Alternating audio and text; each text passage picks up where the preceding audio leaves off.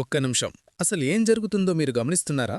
World cup మొదలవ్వక ముందు అభిషేక్ శర్మ అంటే ఒక సెన్సేషన్.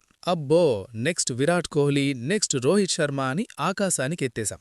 కానీ ఇప్పుడు సీన్ కట్ చేస్తే అసలు తలెత్తుకోలేనంత అవమానం. వరుసగా 3 సార్లు డకౌట్ అవడమేంటి బాసు? అది కూడా వరల్డ్ నంబర్ 1 బ్యాటర్ అనే ట్యాగ్ తగిలించుకునొచ్చి స్కోర్ బోర్డు మీద ఒక్కటంటే ఒక్క రన్ కూడా లేకుండా పెవిలియన్ దారిపట్టడం. అసలిది మనం చూస్తున్నది నిజమేనా, లేక మన కళ్ళని మనమే నివ్వుకోలేకపోతున్నామా? ఒక్కసారి ఆలోచించండి, ఎక్కడ తేడా కొట్టింది? నేను మీ అందరికోసమే ఈ నిజాన్ని బయటపెడుతున్నా. బయట సోషల్ మీడియాలో చూస్తే అందరూ అభిషేక్ పనైపోయింది, వెంటనే టీం నుంచి గెంటేయాలి అని రచ చేస్తున్నారు గదా. కానీ టీం మేనేజ్మెంట్ లోపల ఏం జరుగుతుందో తెలుసా? వాళ్ళు ఎందుకు అతన్ని ఇంకా నెత్తున పెట్టుకుని మూస్తున్నారు? దీని వెనక ఉన్న షాకింగ్ నిజాలు తెలిస్తే మీ మైండ్ బ్లాక్ అవ్వడం గ్యారంటీ. అసలు అభిషేక్ శర్మ లాస్ట్ ఇయర్ ఏం చేశాడో మీకు తెలుసా? 931 రేటింగ్ పాయింట్లు.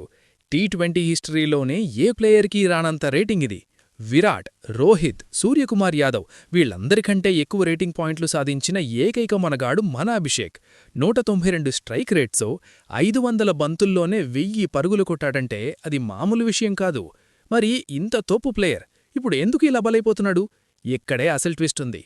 అభిషేక్ ఫెయిల్ అవ్వడానికి కారణం బ్యాటింగ్ రాక కాదు, అతని బాడీ సహకరించక. అమెరికా మ్యాచ్ టైంలో అతనికి విపరీతమైన జ్వరం ఉంది. ఆ తర్వాత స్టమక్ ఇన్ఫెక్షన్ వచ్చి హాస్పిటల్లో జాయిన్ అయ్యాడు. ఒక ప్లేయర్ బెడ్ మీద ఉండాల్సినవాడు దేశం కోసం బ్యాట్ పట్టుకుని గ్రౌండ్లోకి దిగాడు. కానీ పాపం బాడీ వీక్ అవడం వల్ల ఏకాగ్రత దెబ్బతింది. ప్రత్యర్థి జట్లు కూడా కావాలనే అతని వీక్నెస్ మీద దెబ్బకొట్టాయి. పవర్ ప్లేలో ఆఫ్ స్పిన్నర్లను పెట్టి అతన్ని ఇబ్బంది పెట్టారు. దీనికి తోడు మెంటల్గా అతను ఉన్న ప్రెషర్ వల్ల వరుసగా సున్నాలకే అవుటమ్మాల్సొచ్చింది. ఇక్కడ ఇంకో విచిత్రమేంటో తెలుసా? కొందరు పనిగట్టుకుని సంజూ శాంసన్ ఫ్యాన్స్, గిల్ ఫ్యాన్స్ అభిషేక్ని టార్గెట్ చేస్తున్నారు.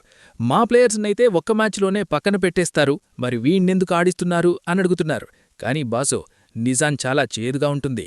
సంజూకైనా గిల్కైనా గతంలో చాలా అవకాశాలొచ్చాయి, కాని వాళ్లు ఇలాంటి ఇంపాక్ట్ ఎప్పుడూ చూపించలేదు. అభిషేక్లో ఉన్న కసి, ఆ స్ట్రైక్ రేట్ వాళ్లకి లేదు. అందుకే టీమిండియా మేనేజ్మెంట్, అసిస్టెంట్ కోచ్ టెండెస్కాతే అందరూ అభిషేక్కి సపోర్టుగా నిలబడ్డారు.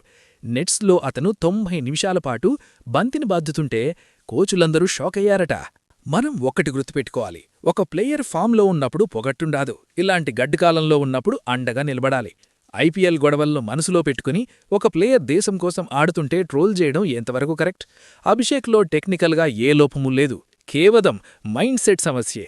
సూపర్ 8 మ్యాచుల్లో గనక అతను ఒక్కసారి ఫామ్లోకొస్తే ప్రత్యర్థి జట్లు పారిపోవాల్సిందే. ఆ కసి అతనిలో ఉంది. కానీ ఇక్కడ ఒక పెద్ద డౌటు, ఒకవేళ సూపర్ 8లో కూడా అభిషేక్ ఫెయిల్ అయితే అప్పుడు పరిస్థితేంటి? మన ఇండియా వరల్డ్ కప్ ఆశలు ఏమవుతాయి? మేనేజ్మెంట్ తీసుకున్న ఈ రిస్క్ వికటిస్తే దానికి బాధ్యులెవరు? ఇది ఇప్పుడు ప్రతి ఒక్కరినీ వేధిస్తున్న ప్రశ్న. ఏది ఏమైనా అభిషేక్ శర్మ ఈ విమర్శలన్నింటికీ తన బ్యాట్తోనే సమాధానం చెప్పాలి. అది జరుగుతుందా లేదా అన్నదే ఇప్పుడు $1 మిలియన్ ప్రశ్న. మీరేమనుకుంటున్నారు? అభిషేక్ని ఇంకా బ్యాక్ చేయాలా, లేక అతని ప్లేస్లో వేరే వాళ్ళని తీసుకురావాలా? ఒక్కసారి ఆలోచించండి, కామెంట్ బాక్స్లో చెప్పండి.